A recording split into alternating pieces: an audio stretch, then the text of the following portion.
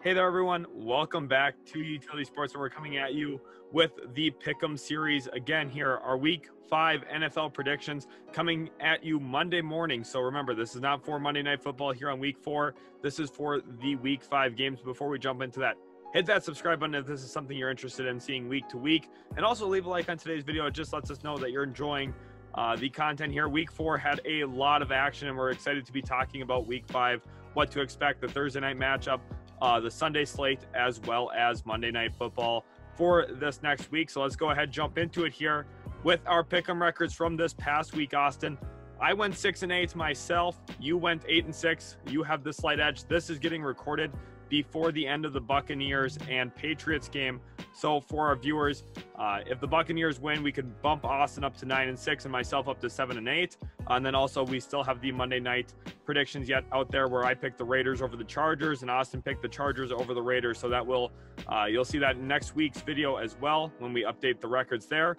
And now, Austin, jumping into our locks here for today's video. Let's start with yours here on the bottom. You have the Tennessee Titans as one of your two locks over your own Jacksonville Jaguars. Break down why you consider that a lock for yourself. Well, I think that it's really going to be the difference in the run game. I think Tennessee is going to have a field day with Jacksonville's run defense. Historically speaking, Derrick Henry seemingly averages like 200 yards a game against Jacksonville. It's insane. He is elite against Jacksonville. He's elite against a lot of teams, but Jacksonville in particular, he loves to feast on them. I do not trust Jacksonville to win this game whatsoever. I feel super comfortable about that. And then the next game is the Minnesota Vikings over the Detroit Lions. Minnesota should have the upper hand. Mike Zimmer generally has a good feel for any of these Lions teams that he's faced in his career. I think Kirk Cousins and the Vikings, this is a must win for them in order to keep their playoff hopes truly alive. And this is a game that they have to win anyway. I feel pretty confident in this one. Hopefully Delvin Cook's healthy, but if not, I think Alexander Mattison could still have a big day. Right, it's interesting. Your two teams here haven't had the starts to the season that I think either of those squads were looking for. But I still feel very confident in your locks as well, Austin, with the Titans over the Jags. Like you said, Derrick Henry goes video game mode basically every single time that those two teams match up. For my locks, I have the New England Patriots over the Houston Texans. Just quite frankly, I think week 1 was more indicative of who the Jaguars are rather than who the Texans were. The Texans have just been terrible ever since. They got shut out this week by the Buffalo Bills 40-0. And I just don't really think there's a lot there on the surface. Davis Mills, Tyrod Taylor, depending on whoever's starting, I don't think it really matters. I think New England walks in there, gets the win, and walks out easily without seeing many battle scars from that one. And then looking at Carolina versus Philly, Philly's been better this year than I think a lot of people were expecting. However, Sam Darnold, I think, has figured it out with that Carolina offense. Of course, they did lose this week to the Dallas Cowboys. However, I'm a believer in Joe Brady. I'm a believer in Matt Rule. And I think that the Carolina Panthers, with possibly a healthy Christian McCaffrey, I consider them to be a lock over the Philadelphia Eagles this next week. Which leads us to our upset game here, Austin. And you and I actually had consensus on this one with the New York Jets in a game at London, upsetting the Atlanta Falcons. Both teams are currently 1-3. The Jets just upset the Tennessee Titans this week in week 4. Austin, why do you think the Jets should be a strong consideration for upset pick of the week here? And it's not so much that I don't believe, or that I believe in the Jets. It's more of I don't believe in that Falcons defense. And we are talking, historically speaking, this is the worst Falcons defense, arguably at the start of a season that we've ever seen. Just atrocious on all 3 levels. There's not a lot to love about this defense in particular. I think it's going to be a close game. This offense is talented. Calvin Ridley, Kyle Pitts. They have a couple of nice players, Mike Davis as well. Cordarrelle Patterson also proved that he is a worthwhile commodity in this offense. However, I just think that the New York Jets, if they can play mistake-free football, are going to be able to get this upset. And there's no guarantee that they are actually the underdogs in this. To preface that, we do not have the odds yet for of this upcoming game in London. So just to keep that in mind. Right. Honestly, I think we're both making the assumption that Atlanta should be considered the favorite in this game. But there is real no home field advantage. Like we said, it's being played in London. And when you have a game like that, there's a whole bunch of variance that goes into that as well. Kind of shakes up the odds a little bit. So I think the Jets are, an upset pick for sure, in my opinion. But we'll see exactly how those odds come out tomorrow, probably, when this video actually comes out live. Thursday Night Football now. This week, we have the LA Rams at the Seattle Seahawks. The Rams are coming in 3-1, whereas the Seahawks are 2-2, had a big time win this week, Austin. They needed it to keep their season alive, especially in that tough NFC West. Honestly, it seems a little early to be saying that about a season, but you can't really afford to lose ground in that tough NFC West. We both picked the Rams here to go into Seattle at CenturyLink Field and upset Seattle against the 12s with a whole bunch of 12s in stadium. Austin, why do we think that the LA Rams are going to go in there and beat the Seattle Seahawks? I think this is going to be a very close matchup, just to preface this. I think Aaron Donald's going to have a huge day, like he always does, but this team is super, super talented top to bottom. Seattle has some issues with their offensive line. That's been very, very well documented, not only this season, but prior seasons as well. But LA has just really figured it out. I know that they took the L to Arizona, but I think they're bound for a bounce back week against the Seahawks in Seattle, which is going to be a tough task. But I think Matt Stafford, Sean McVay, they're definitely going to be completely dialed in for this matchup. Right. Not Jared Goff, excuse me. Matt Stafford looked a little off in the matchup today against the Arizona Cardinals. But I think when it comes down to it, they're going to bounce back. I don't think Matt Stafford's going to miss as many throws, and I think he's going to take advantage of that secondary there in Seattle. Jamal Adams has been kind of up and down this year a little bit. And I think that Seattle's cornerbacks don't have enough to deal with Cooper Kupp, Robert Woods, and company there from the Los Angeles Rams. Moving into the Sunday slate here, of course, a lot of exciting games, starting here with the Jets-Falcons. We talked about them already. The unanimous pick here of the New York Jets. It's a tough one. I don't think it's extremely I think it's going to be a very close game still, but I think the Jets come out on top there, which leads us to the Patriots-Texans. Austin, I'm sure you would consider this as a lock potentially as well for the New England Patriots. Yeah, definitely thought about this one as a lock. It really depends. I mean, Tyrod Taylor definitely gives them a better chance of winning this game, but I still don't find that very likely. New England's just too talented defensively, especially in their secondary. It's going to overwhelm either of these quarterbacks. I think the Texans do take the L. Right, here we have Houston walking out of here with an L. Do not get the win over the New England Patriots in this week's Pick'em. And for us now, the Detroit Lions and Minnesota Vikings. Austin, you had jumped on this lock before I could. Of course, only one win separates these two teams, but I think that the talent on paper is a lot grander than that. I have the Vikings easily winning this game at home at US Bank Stadium. I would be shocked if the Minnesota Vikings do not win in Week 5 against Detroit at home in what you had called earlier a must-win game for their season. I completely agree with you there. Next Week 5 matchup, we have the Eagles at the Carolina Panthers. Remember, I consider this one of my locks. Austin, were you a little bit closer on this game? How was your kind of consensus feeling about Eagles at Panthers? I think it's going to be a little closer than anticipated. Like you said, the Eagles have played better than a lot of us thought, especially offensively. They really came up firing. Against Kansas City, they did some damage too as well. But I feel like Carolina's just too sound defensively, and then their offense is pretty good as well. And Carolina should be able to take care of them. I don't think it's going to be as far apart as people believe. Right, one key storyline to watch, Christian McCaffrey still might not be active this next week here in Week 5. That's something that you're going to want to monitor in your fantasy leagues if you have him on your roster, or if you're doing Pick'em, that's something you're going to want to keep an eye on, because I do think it definitely closes the gap between these two teams quite a bit when it comes to their Sunday matchup. Moving in now to the Saints at Washington football team. I think this is one of the closest Pick'ems of the week here, Austin. We have the Saints with Jameis Winston, who did take an L today to the New York Giants today. We're recording this.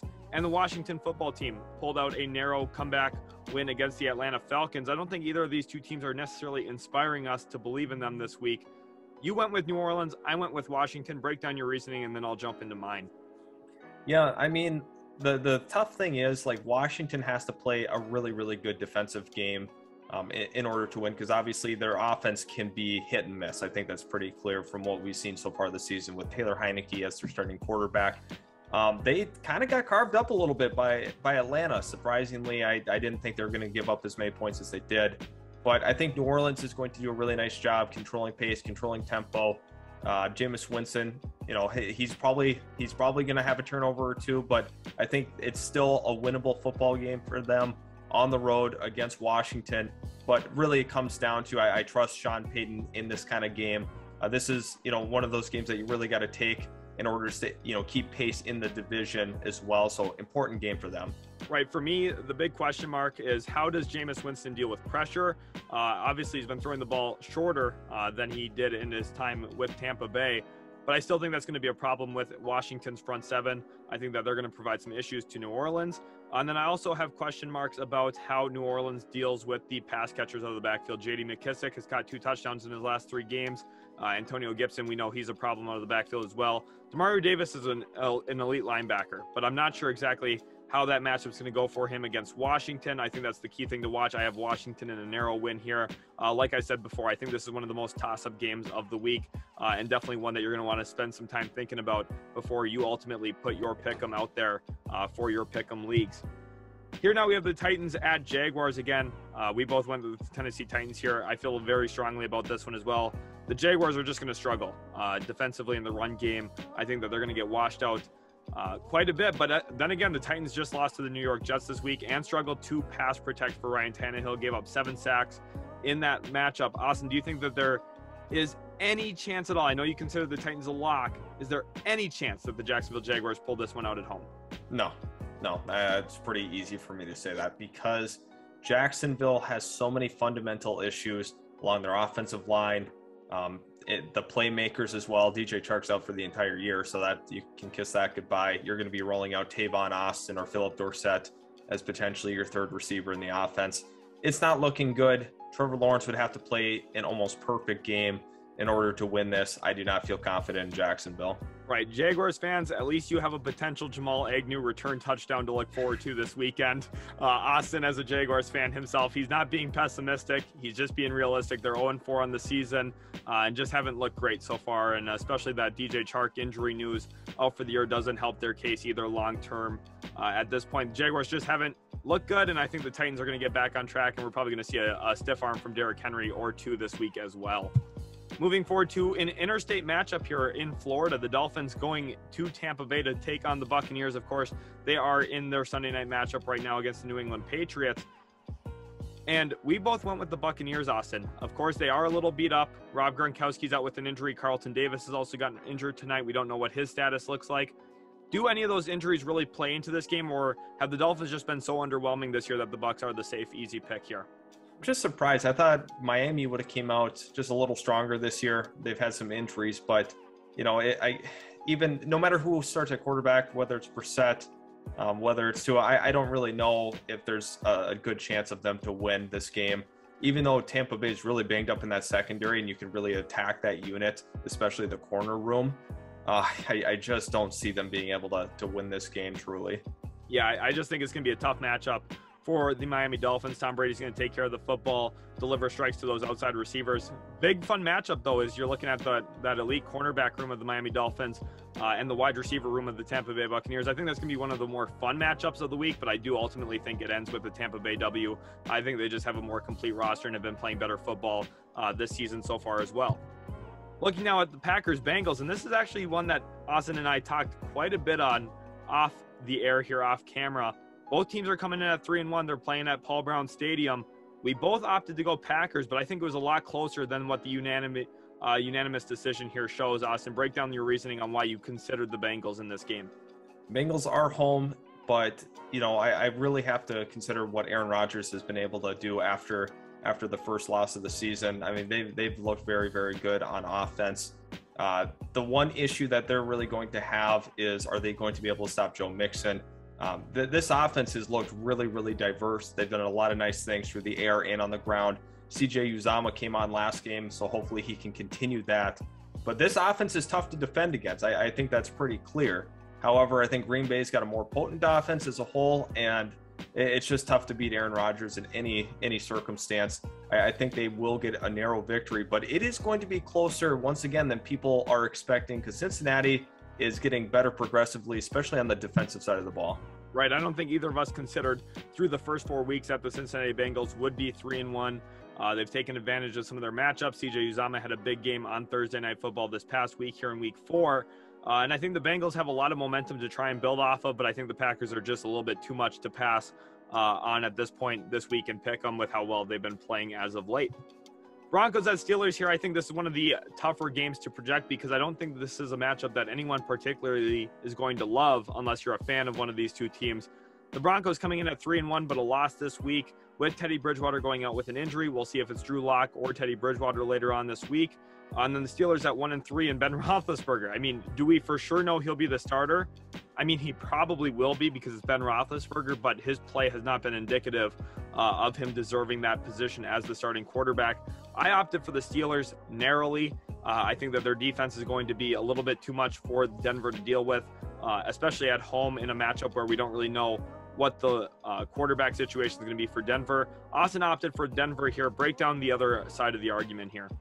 So it's looking more and more likely that Drew Lock will start. You're going to have a big game from Drew Lock in order to win this, but I think Denver obviously has looked quite a bit better than Pittsburgh right out of the chute. Pittsburgh's got a lot of issues, especially on offense with Ben Roethlisberger. You know, hopefully they're able to iron that out for their sake, but Denver just has looked like the better team thus far. I think defensively they are very, very good on every single level, especially in that corner room. Patrick Surtain is an absolute stud, and he's shown it thus far. It's going to be a close game. This is going to come down to probably a field goal to decide this one. Right, this is another one of those toss-up games. Since Week 12 last year, the Pittsburgh Steelers have not really looked the part, honestly. They've struggled since their 11-0 start last season.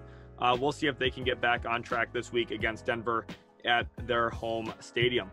Moving in now, we have the Bears at Raiders. The Khalil Mack return to Las Vegas here, of course, not Oakland. The Bears are 2-2, and the Raiders are 3-0. Of course, we're recording this before the Monday night matchup with the Los Angeles Chargers, so they could be potentially 3-1 or 4-0 coming into this matchup. And we both opted for the Raiders in a game where, yes, the Bears got a win this week over the Detroit Lions, but the Raiders have been playing really good football, and they're another one of those surprise teams this year. I think the start of the season has had a lot of people kind of puzzled and confused about what we've seen. The Raiders, I don't think anyone was expecting them to be 3-0 through the first 3 weeks. They've looked the part, though. Derek Carr's been magnificent, and Casey Hayward's been really playing great in that secondary as well. Austin, is there any other key points you want to make about the Las Vegas Raiders here? Yeah, the big difference is Casey Hayward's made a huge impact on that secondary as a whole. They've looked so much better defensively this year. I think we were all kind of scratching our heads when they completely rebuilt this offensive line.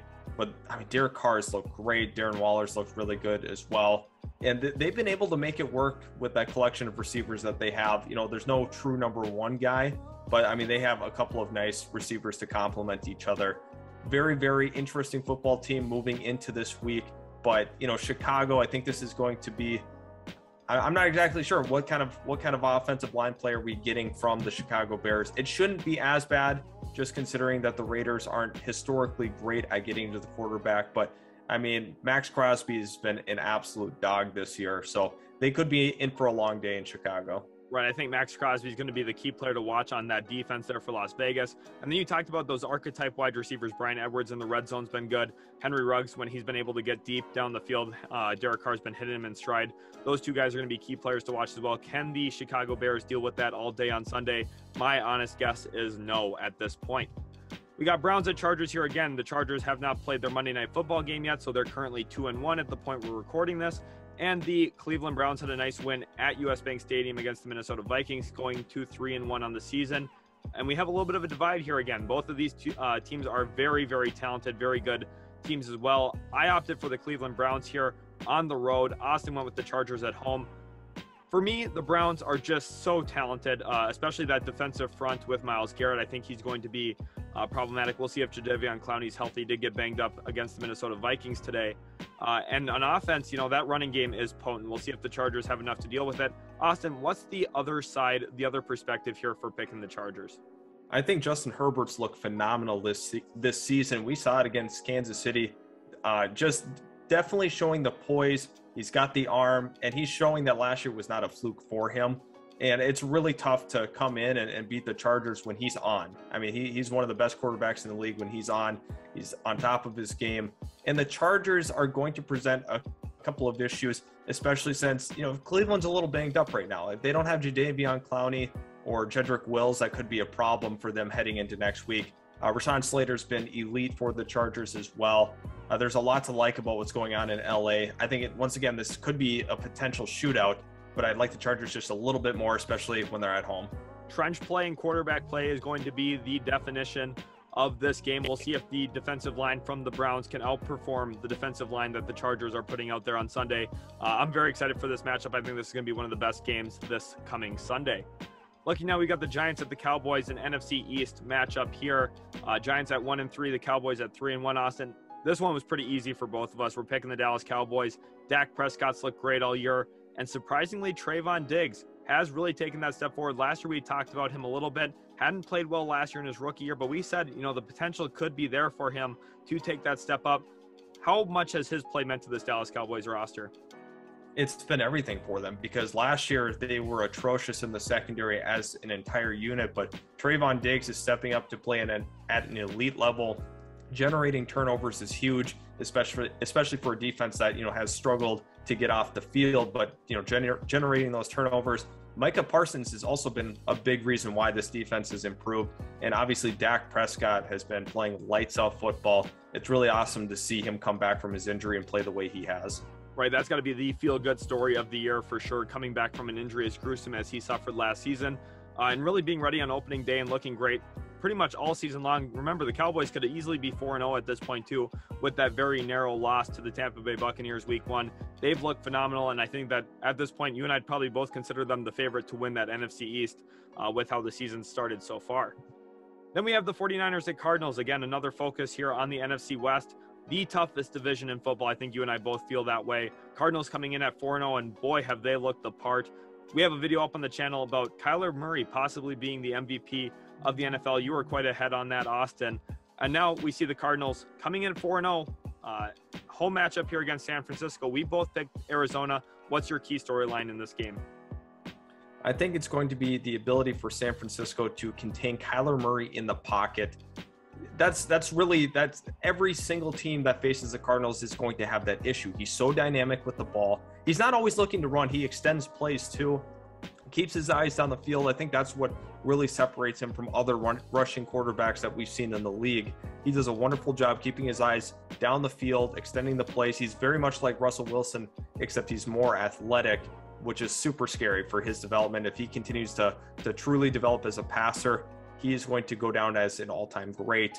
The Arizona Cardinals in this game are definitely going to be focused on, potentially picking apart the San Fran secondary. There's a couple of weaknesses out there, but San Francisco is going to have an inexperienced quarterback in Trey Lance, who had some issues throwing the ball early on in the game. I looked a little rattled, but I think he'll be able to settle down and have a nice week, hopefully. But this is going to be, once again, a very, very, very, very narrow win for Arizona. Right. I like Arizona here as well. You look at the dedication to putting weapons around Kyler Murray paying off now. Kyler Murray is giving them returns on investment, and Arizona's looked great all year, and I expect them to move to 5-0 after their Week 5 matchup here in an interdivision game.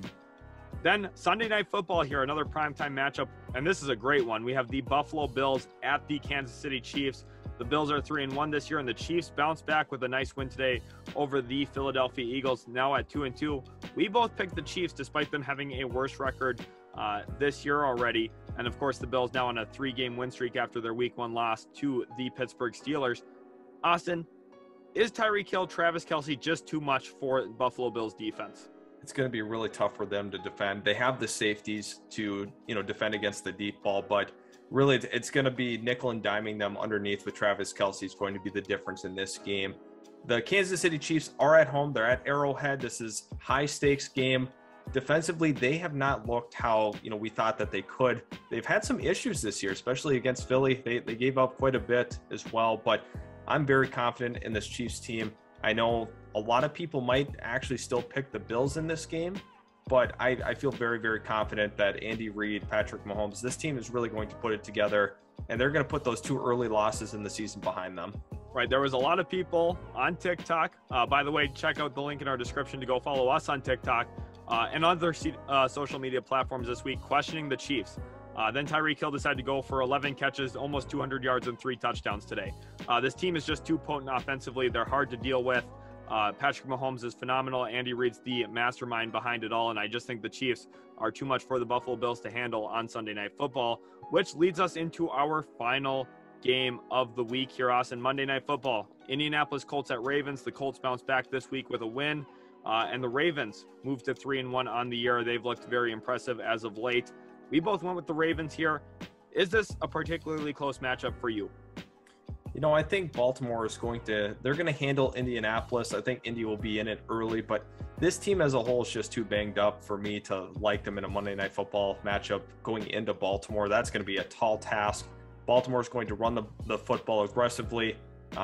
You know, even though they have a collection of running backs, I still feel very, very confident. Lamar Jackson is so dynamic. He's going to be it's going to make for a long, long day for this Indianapolis Colts defense if they can't, you know, really get a couple of stops early, because once this team gets up on you, it's very, very hard to come back just with their ability to run the football and really control the game.